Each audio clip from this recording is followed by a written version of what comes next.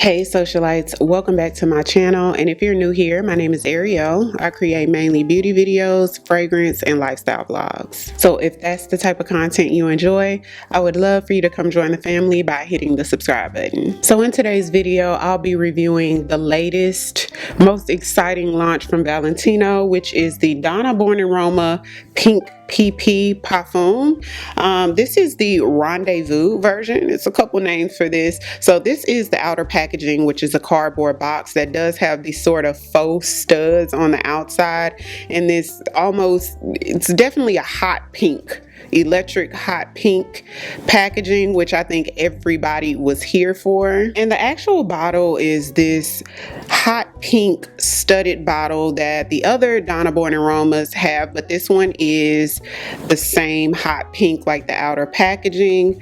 Very, very beautiful. When I originally saw it on the internet, when I wanted to order it, it does seem to look opaque, like as if it was a straight opaque looking bottle. But when it came, to my surprise, it was a transparent bottle where you could see the juice through it, which I'm not mad at. It's still a very pretty, different bottle as far as the color of it, but I just thought it was going to be opaque.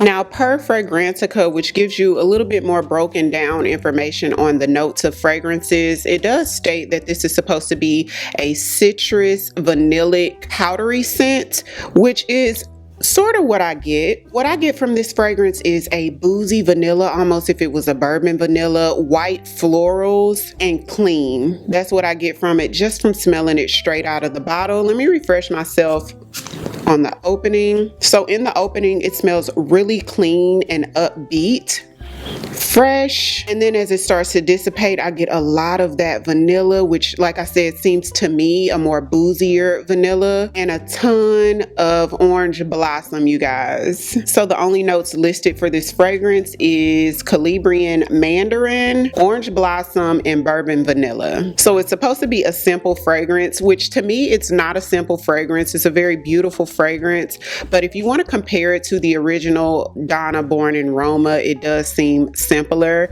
The original Donna Born in Roma is definitely more layered, a little bit more complicated than this, and it has a little bit more of the wow factor than this does, although this is a beautiful fragrance. Now, I did get this when it first launched for like a pre-order type situation on Sephora, so I've been having it for almost 2 weeks now. I want to say maybe like a week and a half. So I've been playing with it for a while to sort of see how I feel about it. I feel like originally I was doing so much comparing this to the original that I wasn't giving it a fair chance, which is what I wanted to do because it's still a really pretty fragrance all on its own. So like I said, this is a fresher, to me, more modern take on the original Donna Born in Roma. It smells a lot cleaner and it's a little bit more simple than original, but pretty nonetheless. As it dries down on my skin, I get simply like a vanilla, that boozy, warm vanilla, and orange blossom. That's it. That's what I get, but it's a very beautiful interpretation of that.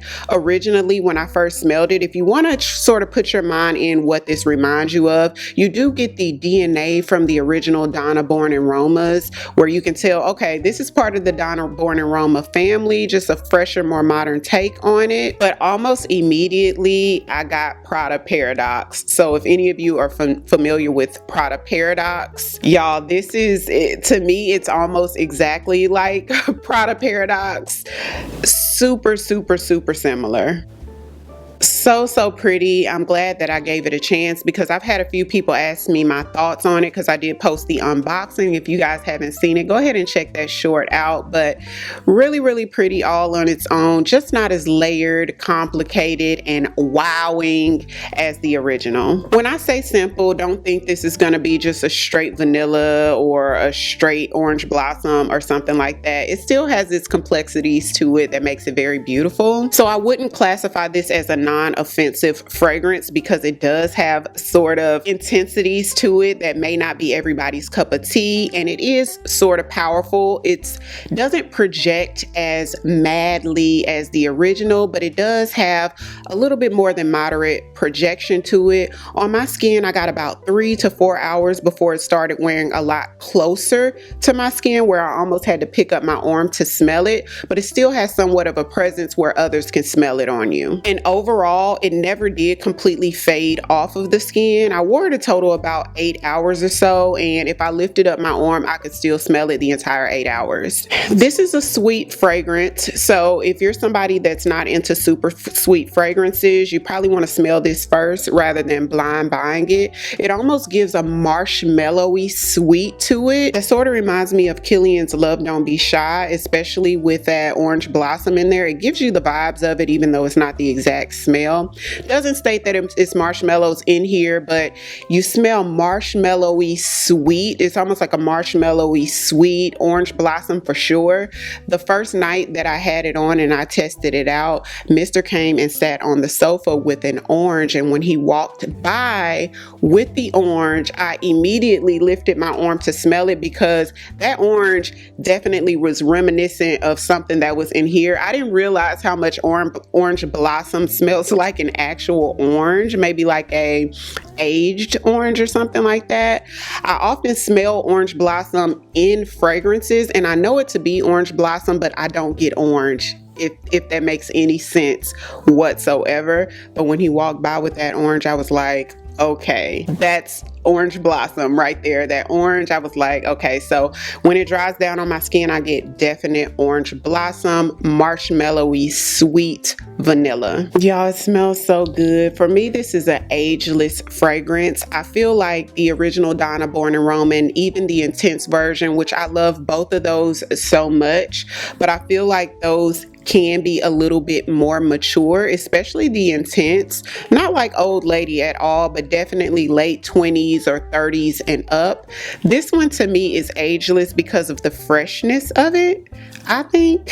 So I can definitely see somebody in their early 20s wanting to gravitate towards this all the way up in age. For me, this is definitely a feminine scent, no questions asked. Something more on the feminine side that most women would like, although I wouldn't rule it out for a man that does like sugary sweet fragrances. Overall, I do think it's worth the money. Initially, I was sort of on the fence, not gonna lie about that. Initially, in our minds, I think we gravitate towards original Donna Born in Roma, that wow factor, that sort of beast mode projection, super long lasting, and we just want this to be somewhere in that family. But this is something different. Although you do get the DNA of the original Donna Born in Roma, this is a different take. This is a fresher take, but it's beautiful. So the robe that I had on, one day I wore it, took the robe off, hung it in the bathroom, right? A whole 2 days or maybe 3 days even passed by. I'm testing out another fragrance, which is a Louis Vuitton fragrance we'll be talking about in another video, but I'm testing out a fragrance. I'm laying down and I'm like, oh, this fragrance smells so good. And then Mr. goes, well, whatever you had on with this robe is what smells good. So he brings me the robe, you guys, and it is absolutely intoxicating. Okay, I laid that robe down and laid on it. That's how good it smelled. It smelled gorgeous, and it was this. I was like, girl, I didn't know this is what you were giving when I tell you gorgeous. So I'm saying all of this to say, you guys, if you do pick this one up, give it a chance. Try not to think about what the original is given versus what this is given. Give it a clean slate. Just let it have its own shine and its own experience. Is this something super groundbreaking and ultimately unique? I would say no. If you have Kilian Love Don't Be Shy, it's something in here that reminds you of this. Not exact at all, not saying that. If you have Prada Paradox, you guys, to me, this is like a lighter version of Prada Paradox. So if you do have Prada Paradox, it might be a little bit redundant to have this in your collection. Nonetheless, this is a beautiful, bourbony, vanillic, marshmallowy, sweet, with a splash of freshness in there because the fresh part of it doesn't quite last. If you've tried this already or were thinking about trying it, comment down below, let me know your thoughts. Hopefully I was able to help somebody make a decision whether or not to get this. I know this was a controversial one. If you're new here, welcome. Thank you so much for watching. I would definitely love for you to come back and join the family by hitting the subscribe button. Thank you all so much for watching, and I'll see you guys on the next one. 'Cause I've been where you are. You're too scared to show me love. 'Cause too fresh with the scars. Well, I don't have the answers.